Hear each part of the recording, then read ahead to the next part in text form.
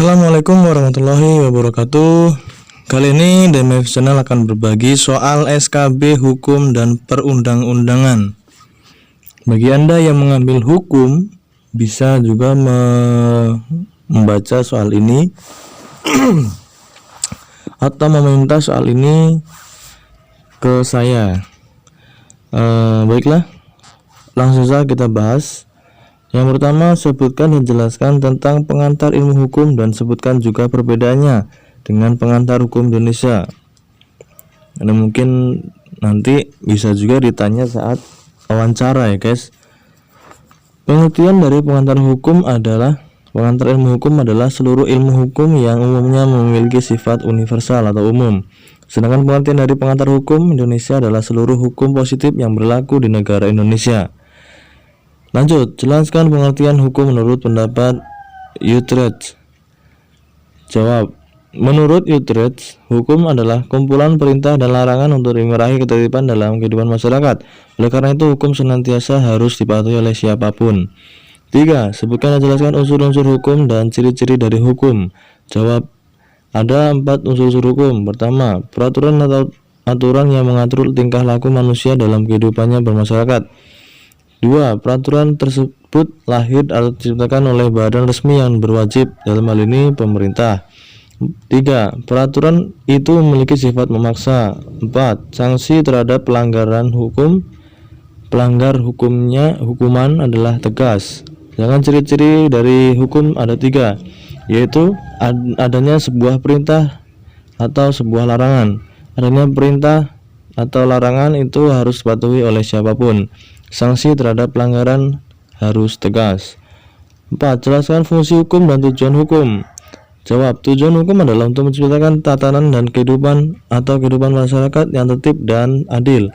Selain itu, tujuan hukum adalah menciptakan ketertiban dan keseimbangan demi tercapainya keadilan dalam masyarakat, melindungi kepentingan manusia dalam mencapai tujuannya. Sedangkan fungsi hukum adalah membagi antara hak dan kewajiban antara satu orang dengan orang yang lain dalam kehidupan masyarakat. Fungsi lain dari hukum adalah untuk membagi wewenang dan mengatur langkah pemecahan masalah hukum sekaligus memelihara kepastian hukum. 5. Jelaskan tentang keadilan distributif dan keadilan kumulatif, sertakan contoh. Jawaban, keadilan distributif adalah keadilan yang tak memberikan hak yang sama kepada setiap orang, namun keadilan yang dapat memberikan hak proporsionalitas dan dalam penerapan. Contoh, seorang sarjana akan mendapatkan gaji lebih tinggi daripada pekerja dengan lulusan SMA. Keadilan kumulatif adalah keadilan yang memberikan hak yang sama kepada siapapun tanpa membeda-bedakan. Contoh, hak atas sandang, pangan, pula papan. 6. Jelaskan tentang subjek hukum, siapa saja yang tergolong dalam subjek hukum. Lalu kapan manusia dapat menjadi subjek hukum? Jawab, pengertian subjek hukum adalah pengemban hak dan kewajiban yang dapat disebut sebagai subjek hukum ada 2, yaitu manusia dan badan hukum, dan badan hukum yang terbagi 2, yakni badan hukum politik dan badan hukum privat. Menurut pasal 2 KUHP, seorang manusia telah menjadi subjek hukum saat manusia itu dalam kandungan ibunya. 7. Sebutkan apa itu objek hukum, sertakan contoh. Jawaban, objek hukum adalah barang atau benda. Contoh dari objek hukum adalah harta benda. 8. Jelaskan tentang peristiwa hukum dan sebutkan ragam peristiwa hukum. Jawab, pengertian dari peristiwa hukum adalah peristiwa masyarakat yang bagi hukum diberi akibat hukum. Ragam dari peristiwa hukum ada 2, yaitu perbuatan subjek hukum dan bukan perbuatan subjek hukum. 9.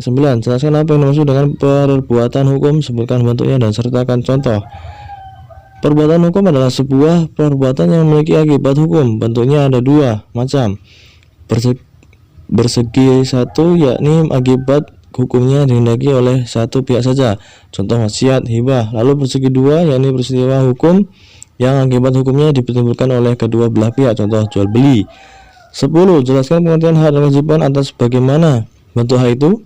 Jawaban, hak merupakan inti dari melakukan atau tidak melakukan suatu hal yang berkenaan dengan suatu dan terhadap subjek hukum tersebut, sedangkan kewajiban dan keharusan untuk melakukan atau tidak melakukan suatu hal yang berkaitan dengan hal tertentu terhadap subjek hukum tertentu yang apabila tidak dipenuhi akan menimbulkan akibat hukumnya. Hak terbagi dua, hak mutlak, hak absolut, dan hak nisbi, hak relatif.